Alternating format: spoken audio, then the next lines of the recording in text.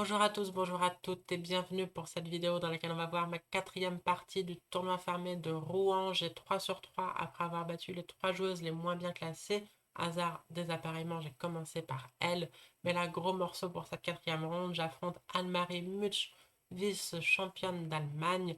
Mais j'ai l'avantage d'avoir les blancs. Donc D4, cavalier F6, fou F4, un nouveau début de Londres.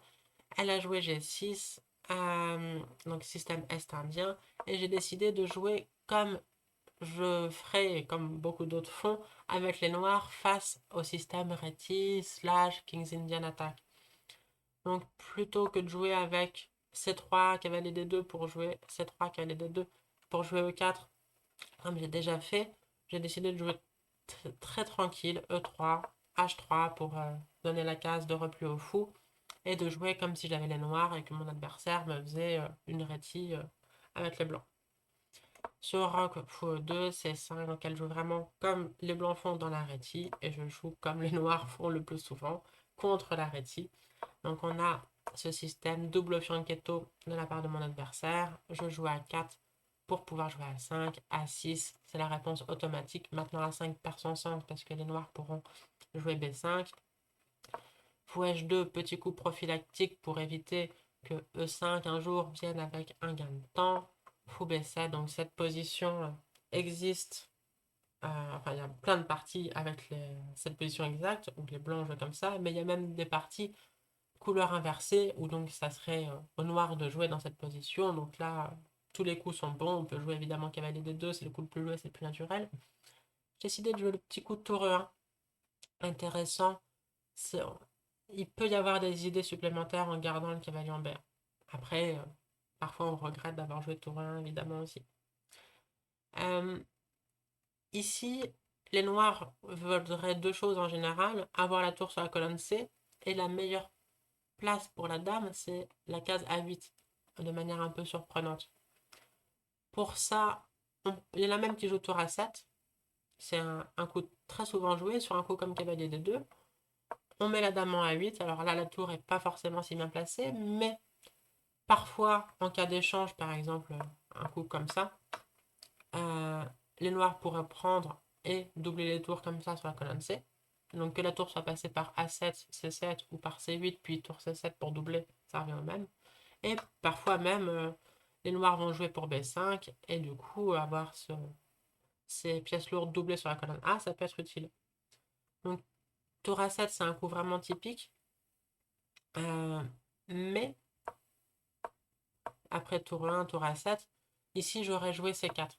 Comme l'idée que je vais faire dans la partie, avec l'idée sur Dame A8 de jouer D5, de bloquer cette super diagonale où mon adversaire a doublé sur cette diagonale.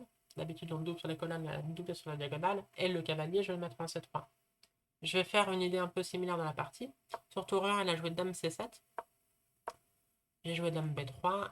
Et donc Fou C6. L'idée de Fou C6, c'est quoi? C'est de jouer Dame B7. Et pareil, de doubler sur cette grande diagonale. Donc sur un coup comme cavalier D2, on peut peut-être même jouer B5, c'est notre idée de fou C6, mais aussi Dame B7, très bien. Et c'est assez désagréable parce que je ne peux pas trop bouger mon cavalier. Euh, L'idée cavalier E4 existe, et sur cavalier prend, fou prend, tout va très bien. Et les noirs ont également l'idée B5. Sauf que ici, elle m'a joué fou C6, donc, et j'ai répondu C4. Et évidemment, maintenant Dame B7 est impossible, je gagnerai une pièce par D5. Et donc là, elle a beaucoup réfléchi. Moi, je m'attendais plutôt à pion prend D4, reprend D4. Un coup comme tour E8, et cavalier C3. Et donc, on voit l'idée de ne pas avoir joué cavalier D2 de manière un peu automatique précédemment.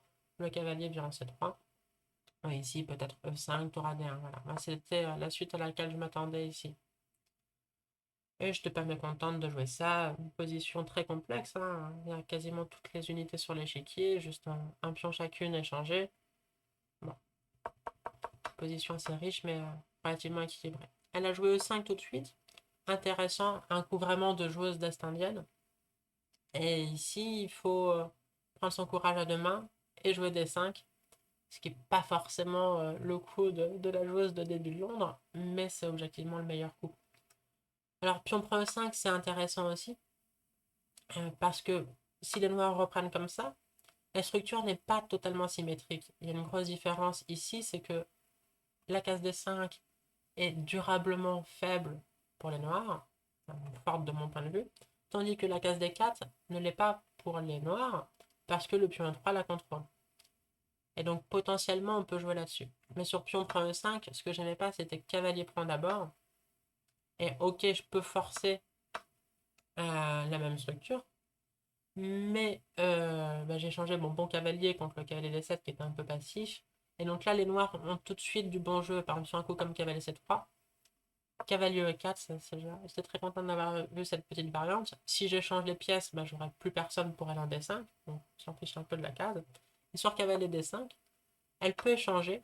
J'ai un pion passé, c'est cool, mais le cavalier vient en bon bloqueur en D6. Et ici, je pense même que je préfère les noirs en fait. Le cavalier est magnifique bloqueur ici. Il va aider B5, il va aider C4. Et si je pousse E4 pour faire un pion passé protégé, ben, le cavalier va taper dessus. Il peut aider F5, il peut aider E4. Enfin, c'est vraiment une super super pièce ici. Donc des points E5 pas satisfaisants. Et du coup, je suis obligé d'accepter cette structure qu'on voit plus souvent dans des Est indiennes, slash des Benoni, donc des ouvertures avec des 4 cavaliers F6, C4 quoi. Pas, pas du tout le début de l'ombre, mais c'est aussi ce qui fait la richesse du début de l'ombre, à partir en tout cas d'un certain niveau, c'est qu'il y a toutes plein de structures différentes qui sont possibles.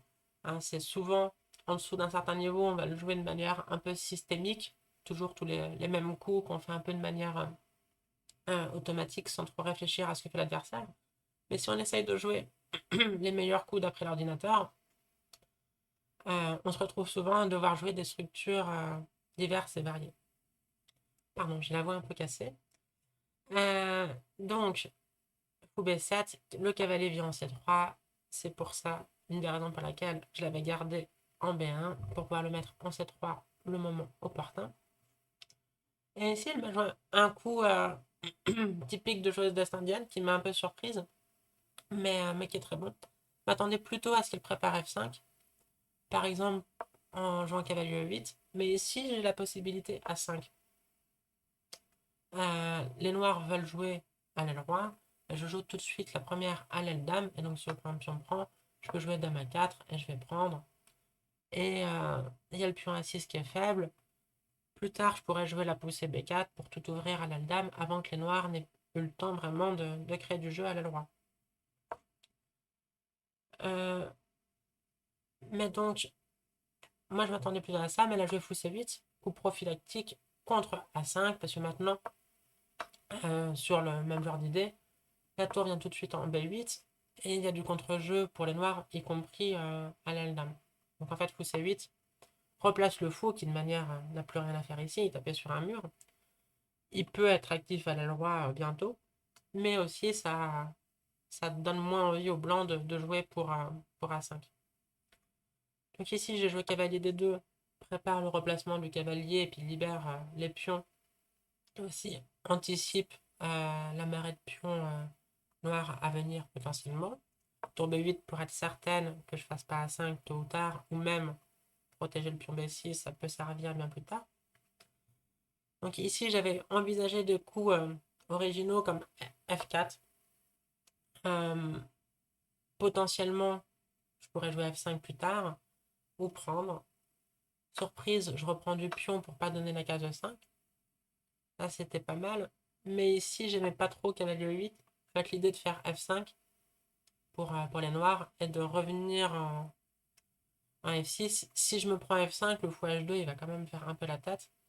Alors là, on peut envisager de jouer G4, mais c'est très compromettant. Mais bon, pas idiot. Un truc comme ça, F5, G5. Et ici, le fait d'avoir le pion G5, c'est quand même un super atout pour les blancs. On voit que ça prend la case F6 à toutes les pièces noires. On peut jouer F4H5 possiblement ensuite. Sur F4, l'ordinateur commande cavalier 8 tout de suite. Et ça, j'aime moins. Et sur G4, F5 tout de suite. La même structure, mais les noirs n'ont pas encore pris. Donc même si on joue G5, peut-être que les noirs vont jouer E4, peut-être les noirs vont me prendre, peut-être qu'ils vont garder l'attention pour l'instant. Ça, j'étais beaucoup moins sûr de moi.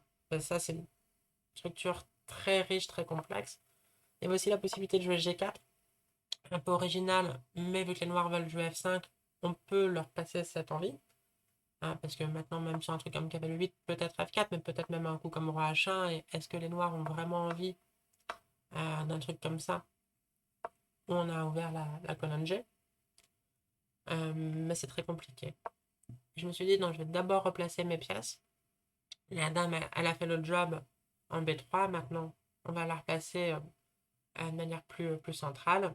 Cavalier 8, je me suis dirigée vers E4. Et sur F5, j'étais contente d'avoir anticipé la bonne réponse, qui est positionnellement pas simple du tout. Je pense que ça fait partie de ces coups que un joueur amateur ne va jamais voir, enfin les deux coups à suivre. Et un grand maître va voir un tempo, et donc une joueuse comme moi va voir avec du temps et va être très contente de l'avoir vu. Mais là, je serais pas étonnée que Magnus fasse pion prend F5, je prends F5 et G4 à tempo. Pour lui, ça doit être un peu automatique, j'imagine. Et je serais surprise qu'un joueur amateur trouve cette idée de jouer G4. Donc je vais essayer de l'expliquer, cette idée positionnelle que je trouve brillante. Du coup, je qualifie de 2 points d'exclamation. Évidemment, jouer G4, de manière générale, vous savez en plus que moi je déteste ce coup, c'est horriblement affaiblissant pour son propre roi.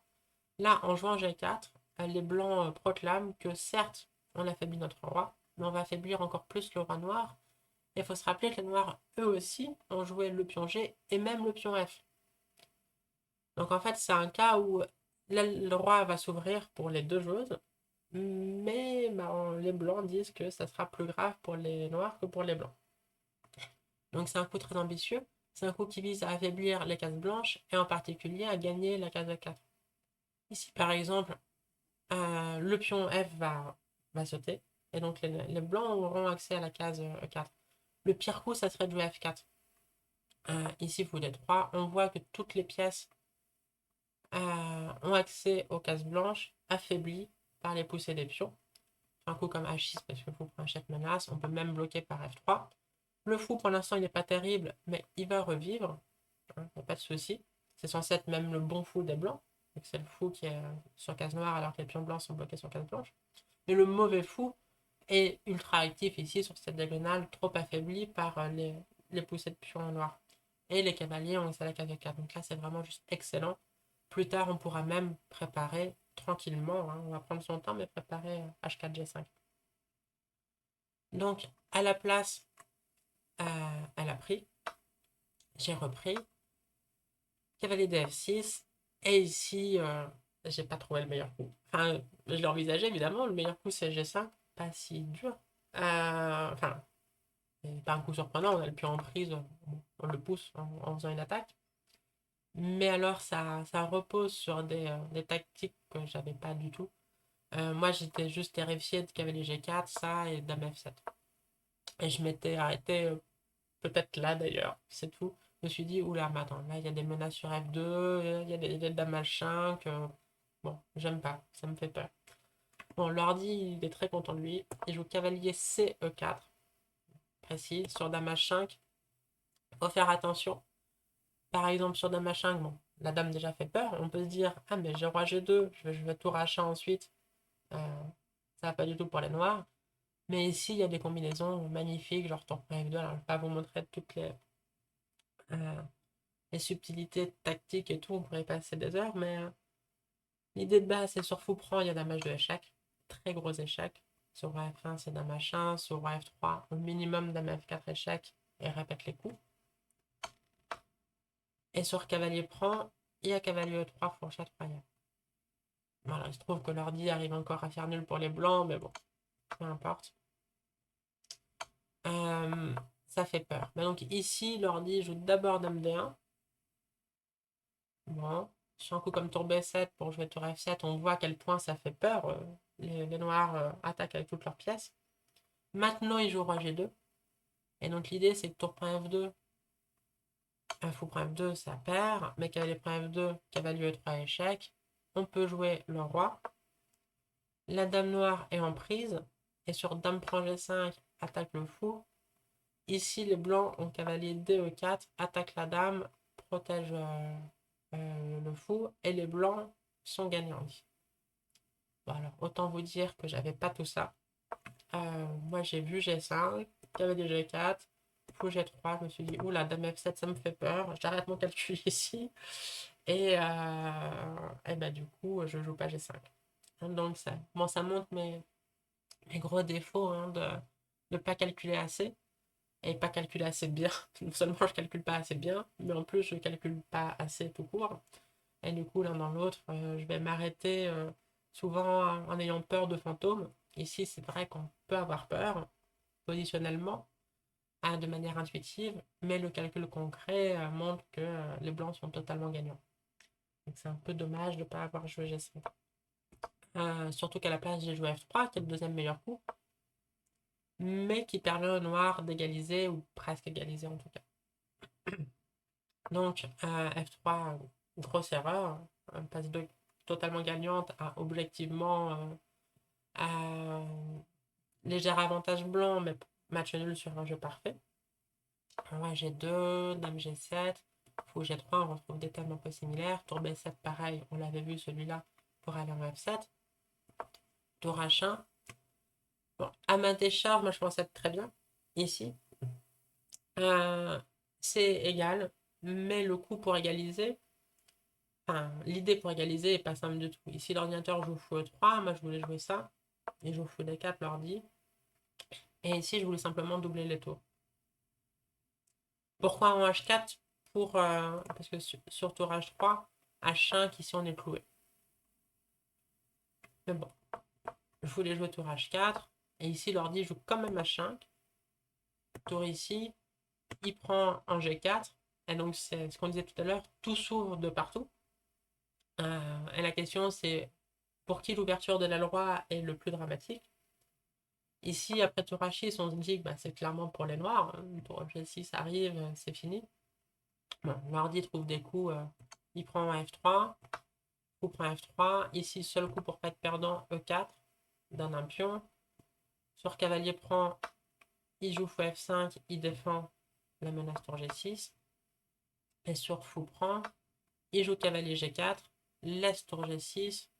Bon, etc. Bon, débarre d'ordinateur où il donne la dame et puis c'est pas grave. Autant vous dire que j'étais à milieu d'imaginer un dixième de cette variante. Moi, je me suis juste dit, bon, c'est très bien, je vais doubler les tours sur fou E3, ça. Le fou, il est pas mal placé en D4, mais je me suis dit, il va surtout manquer à l'aile roi, et donc je double mes tours et machin. Là encore, exactement le même défaut que précédemment. Visuellement, on peut dire que ça va très bien pour les blancs, mais le calcul concret montre que là même, en fait, il ne fallait pas jouer tour H4 et tout, parce que dans cette position, les noirs, si elles jouent les meilleurs coups, les noirs sont mieux, tout simplement. Et puis si on continue cette suite, c'est même pas mieux, c'est juste gagnant pour les noirs. Donc, ouais, what to do. Contre l'ordinateur, j'aurais perdu très rapidement cette position. Heureusement, mon adversaire n'est pas un ordinateur. Elle a joué fou F4. Et ici, j'étais contente de trouver la meilleure suite de coups. Prendre. Et ici, il faut comprendre que les noirs veulent jouer H5. Donc sur tour H3, comme on a dit tout à l'heure, c'est très mauvais. Ça se met sur ce clouage. H5, c'est catastrophique. On ne peut pas prendre. Et on va se faire ouvrir tout de suite. Et là, c'est clairement un cas où c'est les blancs qui regrettent l'ouverture de la loi. Tour H4 peut être tentant. Et pour être franche, c'était ma première idée au début. Mais il y a quand même H5. Et sur un truc comme ça, tour à H1 prise. Bon, l'ordi joue encore roi F1, mais comme si on joue tour H8, bon, les noirs donnent la dame tranquillement. Et ben, il y a largement assez de matériel avec deux tours et un pion. Et c'est le roi blanc qui va être en danger. Et bon, l'ordi joue ça, mais bon, déjà, le fait que les noirs puissent le G3, c'est pas génial non plus, quoi. Ici, il joue roi G2 maintenant. Et il dit que les blancs sont mieux, mais bon, on a un pion de moins et il est en G3. Donc à la place, j'ai compris qu'il fallait parer l'idée H5 et j'ai trouvé tour G1 et qui du coup sur H5 l'idée, c'est quoi? C'est de jouer G5. Sur dame prend, on bouge le roi, on gagne la dame. Enfin, on gagne une pièce parce qu'il y a cavalier G4 par exemple, mais on gagne la partie quoi. Et sur G5, on menace roi F1 avec l'idée d'attaquer vraiment le cavalier et de prendre le pion. Donc par exemple, sur un coup de tour, on bouge le roi, le cavalier est vraiment attaqué et on va jouer tour point 5 au prochain coup. Et il n'y a pas de bon coup pour les noirs ici. Donc H5 était l'idée des noirs et paré par tour G1. Ça c'est vraiment de la pensée prophylactique quoi. Au début, je veux jouer tour H3 ou tour H4 pour doubler les tours tranquillement. Je me rends compte que l'idée des noirs, c'est de jouer H5. Comment est-ce que je peux parer H5? Ah bah tiens, tour H1. Voilà comment j'ai raisonné. Mais du coup, elle a compris qu'elle ne pouvait pas jouer son idée H5. Donc elle a joué tour E7 et roi F1. Et pareil, je veux jouer pour G5. Tour E3. J'améliorais d'abord le fou. G5 était quand même possible. Mais je veux jouer G5 avec plus de force, c'est-à-dire que si je menace ou prends un chef derrière, bah, tant mieux. Et mon fou en E2, là, c'est clairement la plus mauvaise pièce. Mais après, fou D3, ça va très bien. Donc H6 pour essayer de parer G5, celui de fou prend H7. Et fou F5, j'aimais bien ce coup aussi. Bah, c'est concret. Je menace de gagner le fou. Si le fou bouge, bah, je joue fou E6 et mon fou en 3 coups, il est passé de E2 très passif à E6 où il rayonne. Limite, le meilleur coup, c'est tour prend E6 ici. Euh, sur fou prend F5, bah, on gagne la partie. Le prend F5. Merci l'idée de tour G1 roi F1. Donc elle a joué fou D7 pour que le fou soit protégé. Et fou prend D7. Le coup naturel, c'est qu'elle prend D7, mais je peux quand même jouer G5. Et surprise, qu'est-ce qu'on joue? Et ma tour prend G5. Ça, et tour G1. Pas tour G1 du tout, pardon. Dame H7 et chaque mat, un peu plus fort. Voilà. Donc, elle n'a pas joué qu'elle prend D7. Elle a joué dame prend D7. J'ai joué G5 quand même. Ah, je prends. Oui, d'ailleurs, j'ai joué G5 quand même. Là, il y a une question. Est-ce qu'on peut prendre H6 avec pion F de plus? Mais du coup, bah, c'est vrai que bon, parfois, aux échecs, pas trop dans la vie, mais aux échecs, je peux avoir tendance à être matérialiste. Mais là, je crois que c'était quand même trop dommage de garder cette colonne G fermée à cause, entre guillemets, de notre pion de plus, qui est passé protégé. C'est cool, hein, c'est un bon pion. Hein, on va gagner la partie grâce à ça. Mais j'aurais préféré qu'il soit pas là.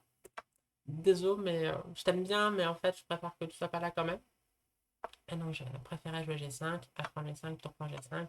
Même lors de position, mais sans pion de plus passé protégé. Mais avec les deux colonnes ouvertes, c'est totalement gagnant. Ça, bon, on peut toujours se tromper. Hein. Leur tour G1, ça donne un petit échec. Et c'est tout de suite match nul. Ici, l'ordi, il donne Dame G6 comme meilleur coup. Mais je voyais pas trop de suite. Je me suis dit, attends, je vais jouer au roi F2. Il n'y a plus ces histoires d'échecs. Mon pion F3 est protégé, ça sert à pouvoir jouer cavalier E4. Et c'est totalement gagnant. Là, le tour E5, c'est le meilleur coup, bien vu. Mais je prends. Maintenant, j'ai quand même un pion passé protégé. Toujours la case E4, ce pion est faible, le roi est faible. Enfin, tous les facteurs, tous les équilibres sont en faveur des blancs. C'est vraiment trop gagnant pour pas être gagné. Cavalier E4, un échange. J'ai pris la dame pour garder les menaces d'échec plus les menaces sur le pion. Et il y a des idées de D6 qui avaient D5. Sur, pardon, sur un coup comme Dame F5, j'aurais joué tour H6. Pas de regret à jouer du final comme ça, c'est vraiment totalement gagnant ici. On a gagné, tous les pions noirs sont faibles. Le pion des passés protégés en plus, enfin en plus, le pion des passés protégés rend la tâche très aisée. Elle a joué tour F5 à la place. J'ai joué tour H6 quand même. Menace les pions. Cavalier E8. Ici, on peut prendre, hein, mais pas de contre-jeu. Là, ça ne voulait pas calculer. Cavalier F6, attaque la dame. Tout d'un coup, tour bouge. Et puis, bon, on est content d'avoir joué roi F2. Hein. Si on avait le roi en F1, ça serait plus grave. Mais faut quand même calculer, faut faire attention. Donc, à la place, l'idée des noirs, c'est de jouer cavalier F6. Je joue tour E6. Bloc cette diagonale. Du coup, je me laisse dame point F5 par cavalier F6. Et en plus, je tape sur les pions, sur le pion F5. Donc là, il y a trop de faiblesse chez les noirs. Et la faiblesse principale, c'est leur roi. Tour F8, dame point F5, pion de plus maintenant. Toujours tous les facteurs positionnels et surtout l'attaque sur le roi en plus. Dame F7, cavalier E4, dame H7 maintenant. Désespéré, je prends la pièce. Après avoir vérifié qu'il n'y avait pas d'échec perpétuel. Mais non, il n'y en a pas du tout. Cavalier F2, abandon dans cette position. Donc voilà, ça me fait 4 sur 4 en ce début de tournoi fermé. Et plus 4, c'est mon objectif. C'est-à-dire qu'en tournoi fermé, et puis même parfois en open de manière générale, on parle souvent en plus 1, plus 2, plus 3, plus 4. C'est le différentiel entre le nombre de victoires et le nombre de défaites. Pour faire ma norme, il me faut 6,5 sur 9, c'est-à-dire scorer plus 4. Si je fais 4 victoires, 5 matchs nuls, c'est bon. Si je fais 5 victoires, une défaite et le reste match nul, c'est bon aussi. Il faut que je fasse plus 4. Donc là, j'ai mes 4 victoires. Il me reste 5 parties. Donc 5 grosses parties, parce que comme j'ai dit, j'ai joué les 3 joueuses les moins bien classées dans les 3 premières rondes. Si je fais 50%, j'ai ma norme de maître international féminin et mon titre de maître international féminin. Voilà, j'espère que cette vidéo vous a plu. Si c'est le cas, laissez un petit like et je vous dis à très bientôt. Ciao!